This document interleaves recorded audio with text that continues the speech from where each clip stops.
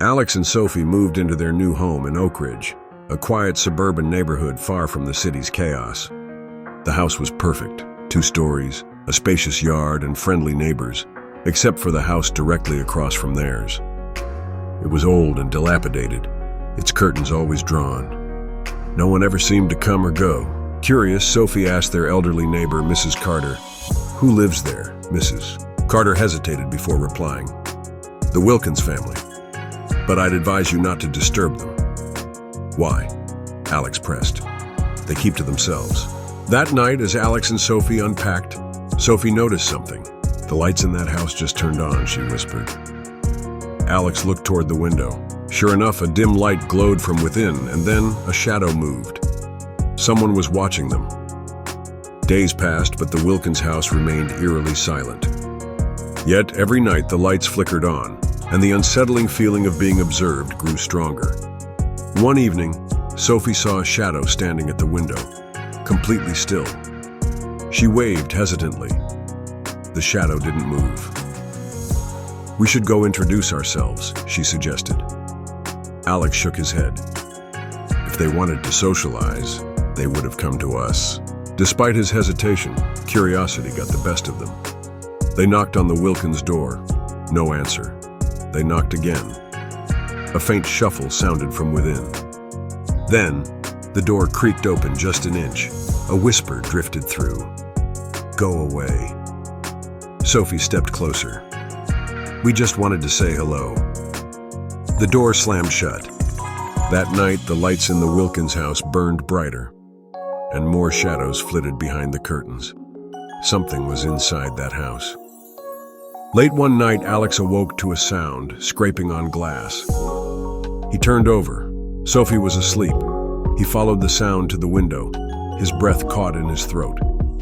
A figure stood in the yard, head tilted at an unnatural angle. It was staring right at him.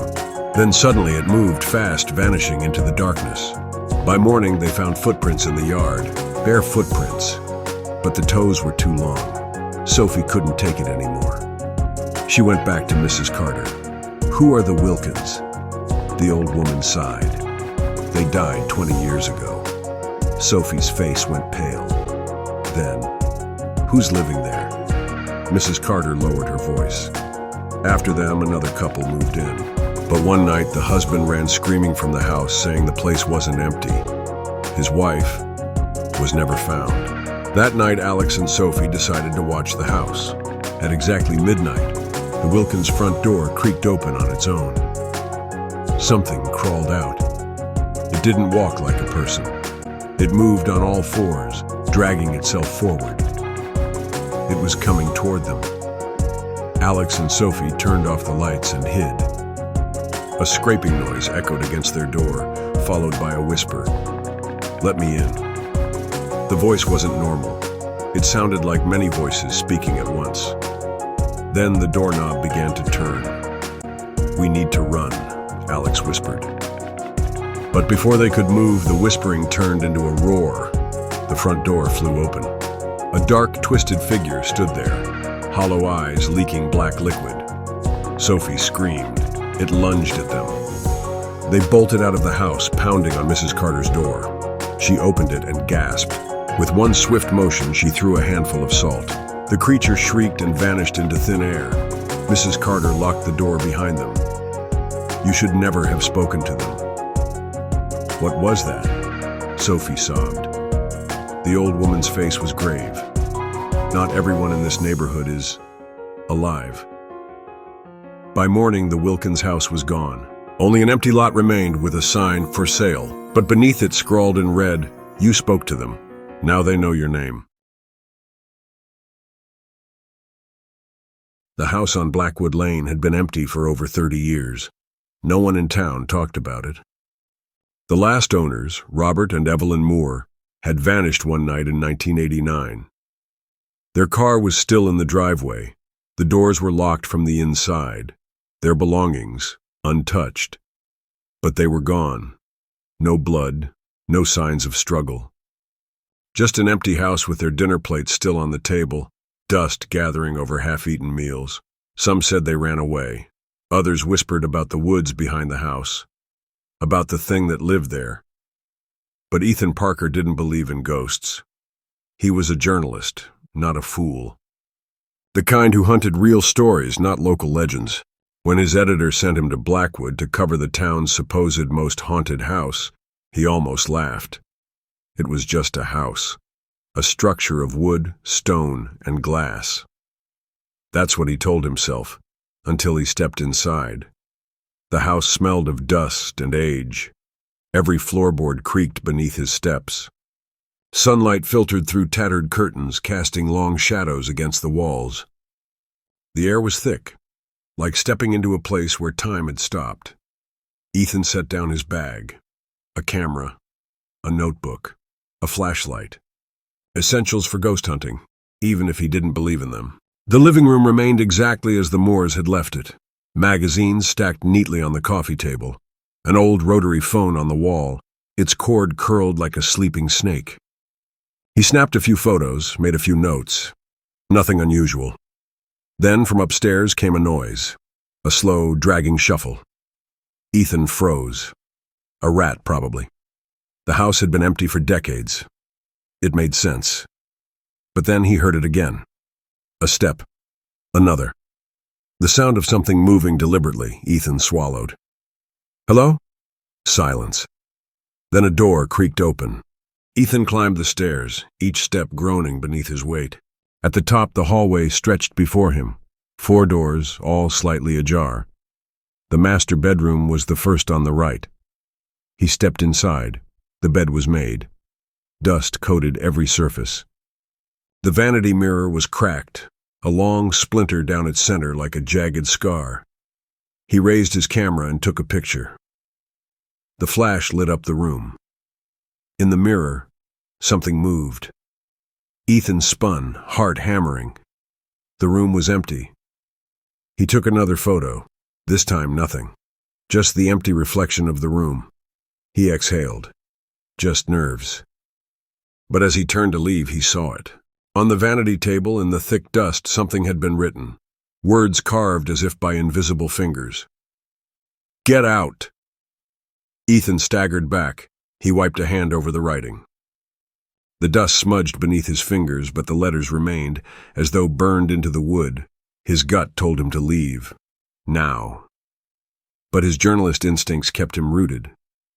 If this is real, it's a hell of a story. He forced himself to move, checking the rest of the house. The bathroom was untouched. The guest room, a time capsule of floral wallpaper and faded furniture. Then he reached the last room. The nursery. It was small, a rocking chair in the corner, a crib against the wall. The mobile above it, coated in dust, still hung in place, its wooden figures frozen in time. Then the rocking chair moved. A slow, deliberate creak. Ethan's breath caught. Something was in here. Then, from inside the crib came a soft giggle. The sound should not exist. He saw nothing, yet the air was thick, suffocating. A static hum filled his ears. Then, from the crib, a hand rose. Small, pale, fingers curling, reaching. Ethan stumbled back. His heel caught on the threshold. He crashed to the floor, breath ragged, sweat cold on his skin. When he looked up, the crib was empty. The air in the room had changed. No longer thick, no longer charged. Whatever had been there was gone. Ethan scrambled to his feet. He wasn't staying the night. Hell no. He grabbed his bag, bolted downstairs. His hand reached for the front door. It wouldn't open. He twisted the knob, locked. He hadn't locked it. The lights flickered. The walls groaned. And then, a whisper. Not words. Just a breath, close to his ear. Then footsteps behind him. Slow. Deliberate. Something was in the house, and it wasn't alone. Ethan turned, back pressed to the door. The living room was empty. But the shadows had deepened. They stretched too far, twisted unnaturally. Then, the phone rang. The rotary phone on the wall. The one that had been dead for 30 years. Ethan's heart slammed against his ribs. Ring. He didn't move. Ring. His breath was shallow. Ring. He lifted the receiver, slowly, pressed it to his ear. Silence. Scrambled to his feet, not staying the night. Front door wouldn't open. Twisted the knob. Locked. Lights flickered. Whisper close to his ear. Something was in the house. Shadows twisted unnaturally. Phone rang, dead for 30 years. Lifted the receiver. Silence. Deep in the backwoods of Kentucky, nestled between mist-laden forests, lay a forgotten town, whispering pines. The air carried the scent of pine and something rotten. Legends spoke of an ancient presence beneath the roots, but no one dared speak its name. Elliot Grayson had spent his life in New York, surrounded by traffic and neon lights. When his wife, Julia, found an old Victorian house in Whispering Pines for a fraction of their Brooklyn apartment's price, he reluctantly agreed. Standing in the doorway, Elliot felt an unease he couldn't explain. The house was beautiful, intricate woodwork, a wraparound porch, but the forest behind it stretched endlessly, its darkness unsettling. "This place has history," the real estate agent said. "Built in 1872. The original owner disappeared. Some say he never left." Elliot scoffed. He didn't believe in ghosts. But that first night he dreamt of something watching from the trees. Julia loved the house, exploring hidden compartments and relics. Elliot, however, was drawn to the forest. It was too quiet, no birds, no insects, just wind, whispering like 1,000 voices. One evening, he heard his name. Elliot. Faint. Barely above the wind. He spun around. No one was there. That night he dreamt again. A woman in tattered clothing stood at the foot of the bed, whispering something he couldn't understand. When he woke, muddy footprints trailed across the floor. Elliot went into town. At the general store, an old man stared at him. "You bought the Holloway house." "What of it?" "That house, that forest, they ain't right." "You hear whispers yet?" Elliot stiffened. "You know Lillian Holloway?" the man asked. "Mayor's daughter. Vanished in 1875. Some say the forest took her. Some say she was sacrificed." He lowered his voice. "Her spirit lingers, and she ain't alone." That night, Elliot lay awake, listening to the wind. The whispers grew louder. Julia had spent the afternoon in the basement, where she found an old leather-bound journal. The name inside, Lillian Holloway. The entries were chilling. They whisper at night. "The trees move when no one is looking. Father says I must go. The town demands it. I do not wish to enter the woods, but they call my name." That night, Julia read the final entry aloud. The house shuddered. The lights flickered. The wind howled. From the forest came a scream. Elliot awoke to an empty bed. Julia was gone. The front door was open. Barefoot, he followed footprints leading into the trees. The deeper he went, the louder the whispers became. "Elliot. She is ours. Come." The trees twisted unnaturally. In a small clearing he found Julia. She stood motionless, facing away. Her nightgown was stained with mud. "Julia?" She turned. Her eyes were black. Not just the pupils. Everything. She opened her mouth, but the voice was not hers. "You should not have come." Behind her, shadows shifted. Something moved. Something ancient. Something hungry. Elliot turned and ran. When he woke, he was back in bed. Julia lay beside him, breathing evenly. Had it been a nightmare? Then he saw the muddy footprints, the journal on the nightstand. The final entry had changed. "You cannot leave."